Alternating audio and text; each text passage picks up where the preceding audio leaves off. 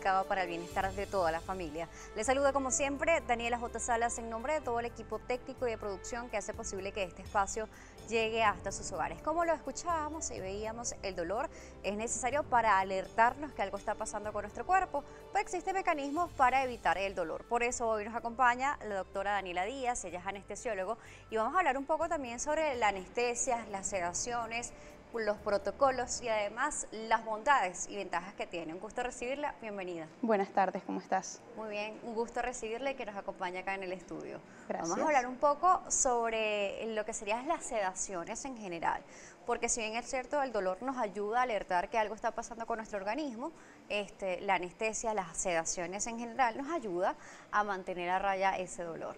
Ciertamente, bueno, la anestesia es un campo muy amplio que viene existiendo desde hace miles de años y está básicamente enfocada a evitar el dolor. Eso es la función de la anestesia, pues. Y dentro de este gran campo de la anestesia tenemos varios tipos de anestesia porque se han ido desarrollando pues, varios tipos de anestesia para determinados procedimientos médicos y quirúrgicos para evitar el dolor.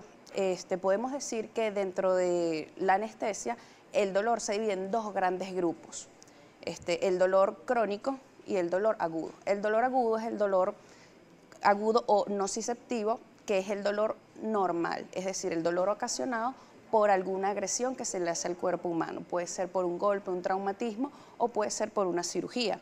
Y el dolor crónico o neuropático, que es el dolor, digamos, anormal, que es el dolor, primero, que tiene una larga data, segundo, que no siempre es relacionado posterior a un traumatismo o a una cirugía, sino que tiene un punto, tiene un origen a nivel neurológico. ¿Ves? Porque se va a ver, es dado por alguna afectación a nivel del sistema nervioso central o sistema nervioso periférico. Entonces, ya teniendo esas dos grandes vertientes de lo que es el dolor y cómo se divide el dolor, podemos determinar qué tipo de anestesia dar. Hay procedimientos odontológicos que se manejan actualmente con anestesia, además de la anestesia local, con una anestesia tipo sedación, ¿ves? Para mejorar el manejo del dolor. Tenemos otro tipo de anestesia, la anestesia general, que es una anestesia donde el paciente va a estar completamente dormido, el paciente es intubado, el paciente se mantiene durante un proceso quirúrgico conectado a una máquina de anestesia con unos gases anestésicos y con unas drogas en particular. Tenemos las anestesias conductivas o neuroaxiales, que son las anestesias que se van a utilizar para procedimientos, por ejemplo, como la cesárea, por ejemplo, procedimientos traumatológicos de miembros inferiores que solo van a anestesiar del ombligo hacia abajo. Esas son las anestesias subdurales o peridurales. Hay muchos mitos y muchos comentarios sobre estas anestesias porque es una anestesia donde el paciente está despierto en el quirófano, aunque está sedado. Justamente vamos a ver sobre esos mitos y realidades, nos habla sobre la importancia y las bondades de la sedación. Antes de irnos a los mitos y realidades, le consulto, ¿sedación es igual a anestesia? No. La sedación es una parte de la anestesia. Entra dentro del grupo. Exacto. La anestesia es el nombre como que global para cualquier procedimiento que se realiza para quitar el dolor. Cuando nos habla de los mitos y realidades, habla sobre la epidural, utilizada mucho en las cesáreas y también para los procedimientos, como bien lo explica, que se van a realizar del ombligo hacia abajo. Hay mitos, dicen que al momento de colocar la epidural, si lo hacen de la manera inadecuada, el paciente puede quedar paralítico. ¿Esto es cierto, es falso, es un mito? No, eso es falso. Lo que sucede es que es un procedimiento, primero es un procedimiento a ciegas. Es un procedimiento que nosotros vamos a realizar únicamente guiándonos por la palpación de la columna vertebral y los espacios intravertebrales, que es ahí donde nosotros vamos a colocar nuestra aguja, dependiendo si es subdural o peridural, va a ser una aguja de TUI o una aguja de técnica subdural. Nosotros realizamos ese procedimiento y es importante que el paciente tenga una buena posición y que esté tranquilo, más allá de porque el paciente se va a quedar inválido, eso no sucede, es porque la técnica sea exitosa. ¿Cuándo la técnica es exitosa? Cuando el paciente, se realiza un bloqueo exitoso, que es que el paciente no siente dolor. Cuando el paciente se mueve, puede ser que tengamos una técnica fallida, es decir, tengamos que volver a apoyar al paciente, tengamos que volver a posicionar el paciente o que tengamos una de las complicaciones más conocidas de las técnicas subdurales, que es una cefalea pospunción. Eso puede suceder, un dolor de cabeza muy fuerte que no mejora con medicamentos. La única manera de que el paciente mejore es cuando el paciente está acostado completamente a 0 grados o cuando el paciente se le realiza un parche hemático, que ese es uno de los tratamientos invasivos para curar la cefalea pospunción. Vamos a hacer una pausa aquí en Noticias Globovisión Salud. La doctora Daniela Díaz nos seguirá acompañando en la próxima parte. Ella es anestesiólogo. Estamos hablando sobre la anestesia en general, las bondades que tiene, los mitos y realidades que envuelve lo que sería este tipo de procedimientos para ayudar a que el dolor pueda estar a raya y se puedan realizar procedimientos quirúrgicos, pero además el paciente pueda sobrellevar los procedimientos tanto de traumatismo, procedimientos quirúrgicos o algún tipo de dolor que esté persistente en el paciente. Por eso los médicos anestesiólogos son tan importantes en cada uno de los procedimientos. Recuerda que estamos conectados en las redes sociales, por Instagram Live, a través de la Díaz, médico anestesiólogo. Estamos hablando sobre sus tipos. Nos hablaba de que existe una gran gama de anestesias, de sedaciones que va dentro de lo que sería la sedación que se hace en consultorios, en algunos procedimientos. Y hablábamos de mitos y realidades. Ya hablábamos sobre los mitos de lo que sería la anestesia a través de la epidural. Está este tipo de droga que se utiliza para poder atender partos en cesárea. Recordamos a la audiencia que utilizamos el término de drogas porque los medicamentos forman parte de este término, sin embargo son drogas lícitas que se utilizan en la parte médica para ayudar al paciente. Esto para aclarar un poco los términos, por si acaso alguien no está viendo y se le llama o le da una alerta a escuchar la palabra. Drogas. Sí. Cuando hablamos de la anestesia, nos hablaba también de que existen muchos miedos.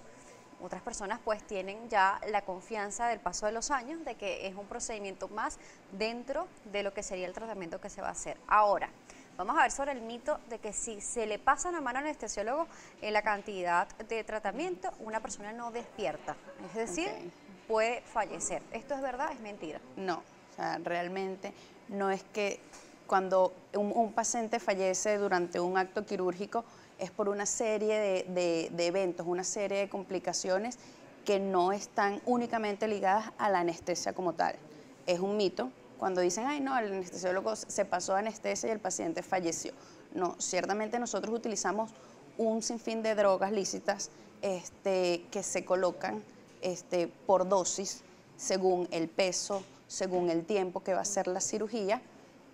Y de igual manera tenemos las drogas para revertir todos esos procesos. Entonces, cuando tú dices, el paciente falleció porque se pasó a anestesia, eso es falso. Es que hubo otras complicaciones, no solamente inherentes a la anestesia como tal, sino al procedimiento que se estaba haciendo, a la cirugía, quizás el paciente no fue de la mejor manera preparado para el acto quirúrgico. Y se dice mucho eso.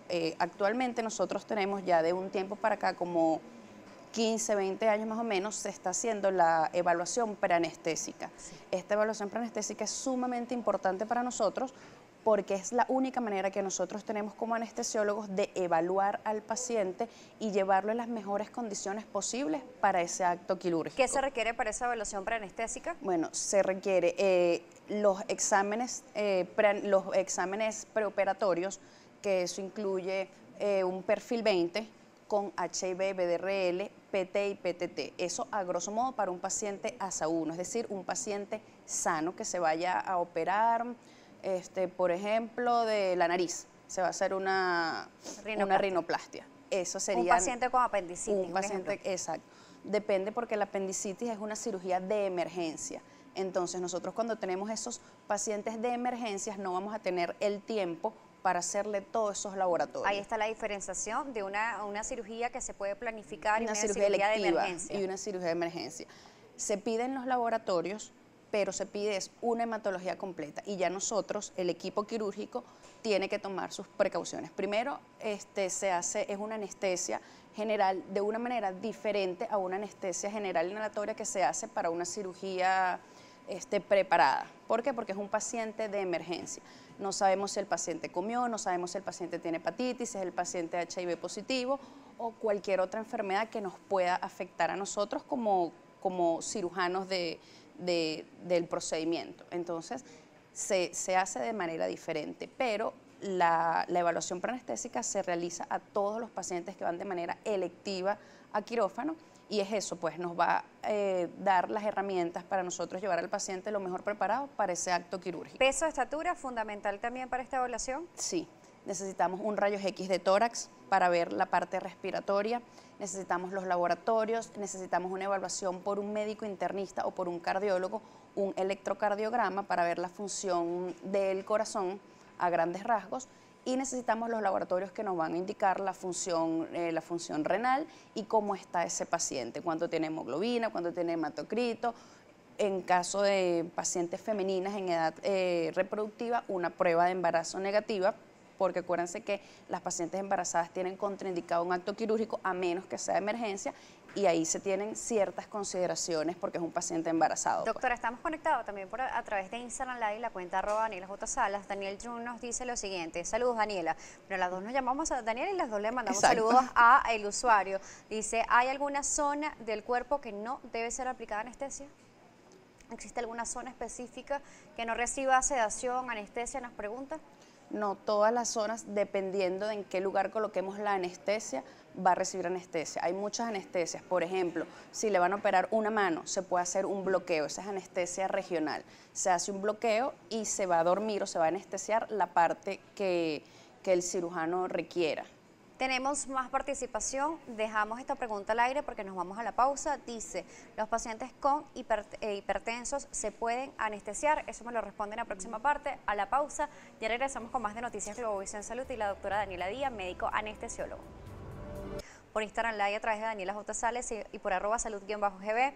Nos dicen lo siguiente, le dejaba esta pregunta al aire, la hace Ota, dice, ¿los pacientes que son hipertensos se pueden anestesiar? Sí, claro. Los pacientes hipertensos, como los pacientes diabéticos, los pacientes enfermos renales, se pueden anestesiar sin ningún problema. Lo único es que tienen una anestesia particular. ¿Por qué? Porque con estos pacientes tenemos que utilizar ciertas soluciones que son para la hidratación, diferentes a un paciente que no sea hipertenso. Es importante que el paciente hipertenso cumpla su tratamiento antihipertensivo el día de la cirugía. Es importante que el paciente tenga una evaluación, como ya lo dije anteriormente, con el médico internista y con el cardiólogo en el caso de que sea hipertenso, porque necesitamos en él, como paciente hipertenso, la evaluación y la aprobación de un cardiólogo para ver cómo está su corazón y cómo está la circulación para su cirugía. Pero ya sí que se estamos puede... hablando de los mitos de realidades también en la parte anterior, le leo este comentario. Gus-Bajo dice, hace 20 años se murió una vecina porque se le pasaron de anestesia y le iban a operar de apendicitis. Bueno, seguramente le explico. Seguramente lo que ocurrió fue que era una apendicitis, esa apendicitis hizo una peritonitis, que es una complicación de la apendicitis, se llevó a mesa operatoria porque está en un proceso de peritonitis, un proceso de séptico, un proceso séptico o de septicemia, y la paciente falleció durante la cirugía o en quirófano, por eso, porque es un paciente que estaba en muy malas condiciones, porque es un paciente que está séptico y muere en quirófano. Dicen, popularmente se pasó a anestesia, pero no hay, o sea, como le digo, la anestesia no es inherente totalmente al fallecimiento de un paciente en quirófano. Tiene que ver, claro, porque el anestesiólogo es parte fundamental del equipo de trabajo, pues, pero cuando un paciente fallece durante una intervención hay muchos ítems o muchas razones los cuales produjeron el fallecimiento de ese paciente. Doctora, usted nos habla sobre la anestesia como grandes grupos, dentro de ellos la sedación.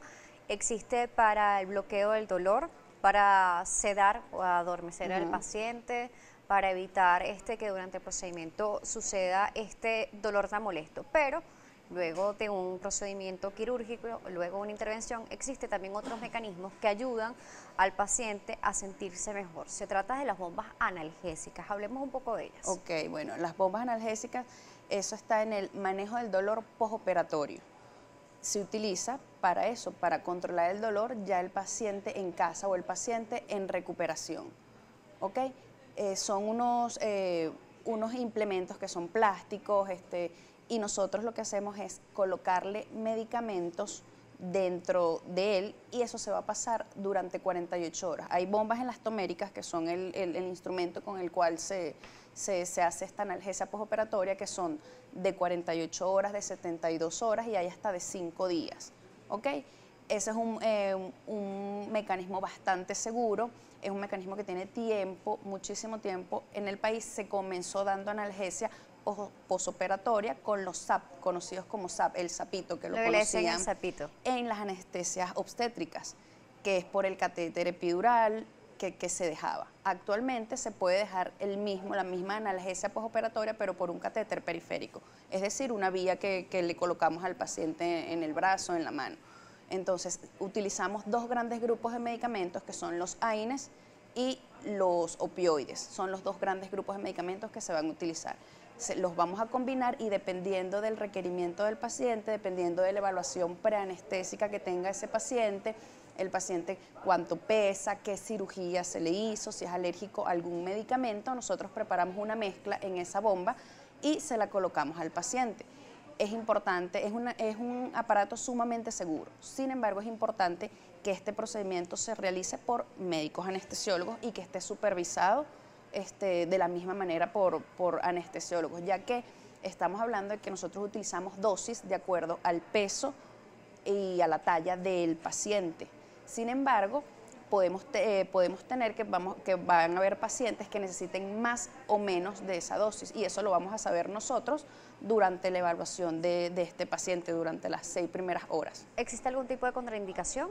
No, la única contraindicación es que no esté supervisado por un anestesiólogo. Debe ser colocado y supervisado por el un médico anestesiólogo. Exactamente. Se nos terminó el tiempo, ¿cómo la pueden contactar? Bueno, mis redes sociales son doctoradaniela.diaz y...